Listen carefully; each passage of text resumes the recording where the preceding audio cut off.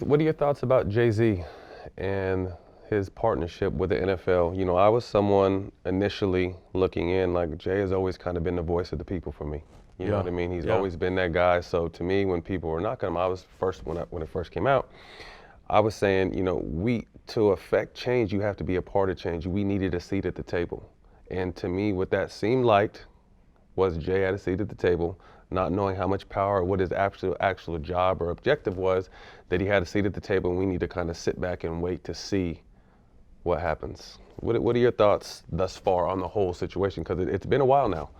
Yeah, I mean, first off, I love Jay-Z. I love him. And just like you, like, I've admired him for a very long time. And I've been behind closed doors and have seen him support families and causes that people never knew about.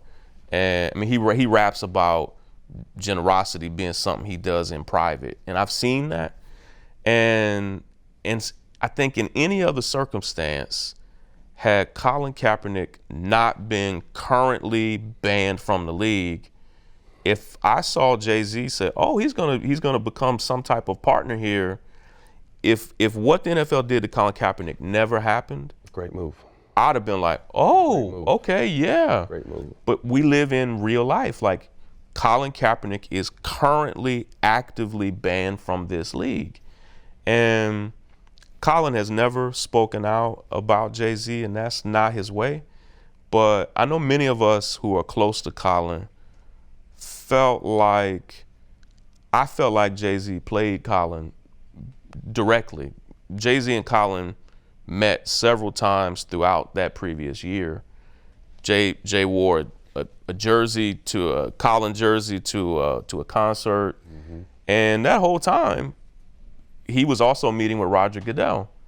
And Cap was or Jay-Z was? Jay-Z was.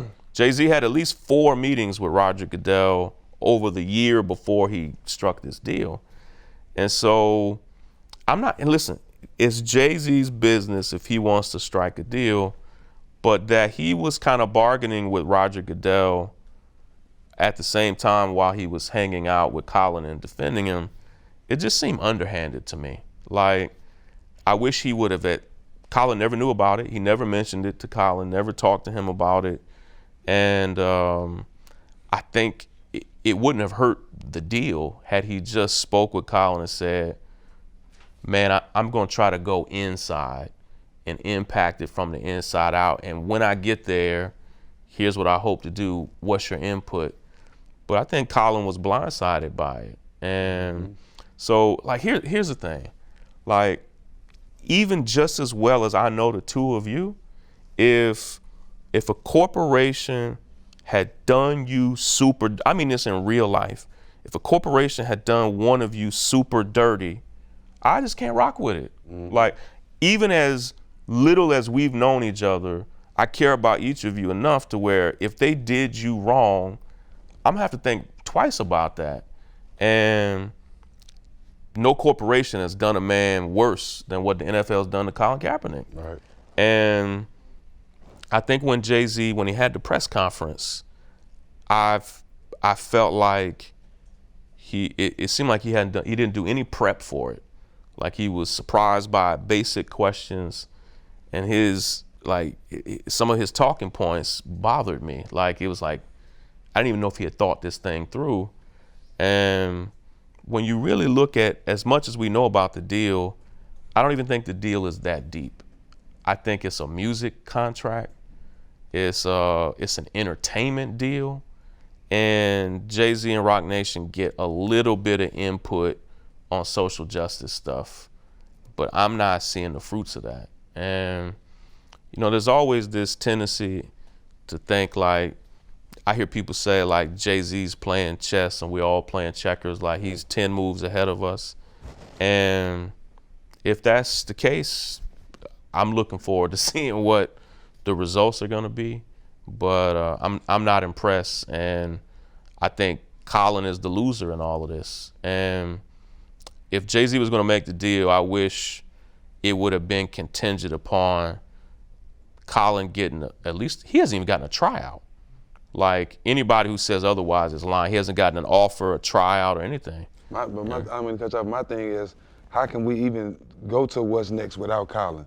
Right. I mean, because the truth is, there would not even be a conversation about social justice and police brutality in the NFL without him. Right. And so how I would say sports as a whole. Right. I Yeah, mean, he people changed spoke the on it whole- before, but he changed the landscape. Yeah, and so to move forward in that without him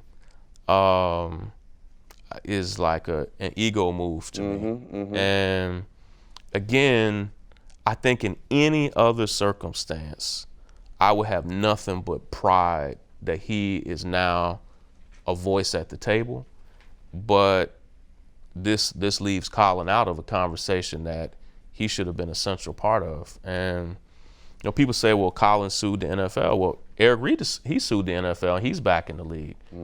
Colin could have a chance right now. Like, he still literally is working out 5 days a week and could still be picked up. There's no. I mean, with the quarterbacks in the NFL right now, you can't tell me, even if people want to say he's 30, what is he, 32, 33? No, he just turned 32. Yeah. You can't tell me at least, well, he's diminished. You can't tell me at least he can't be a backup. Right. I think he could probably start on some teams. You know, Yeah. I'm a Niner fan, so I followed him, Yeah. and I was a huge fan of what he was doing on the field. But you can't literally look me in my eyes and say there's not a spot for him in the league. Yeah, and I don't think any credible commentator or athlete would say otherwise. Right. And so knowing that that's the case, this idea that I could still wheel and deal with this league on something different while they ban him, I just have a problem with it. And I think it was short-sighted. Like, I think people were proud that it seemed like Jay-Z was rocking with Colin, and then it just seemed like he took a different turn.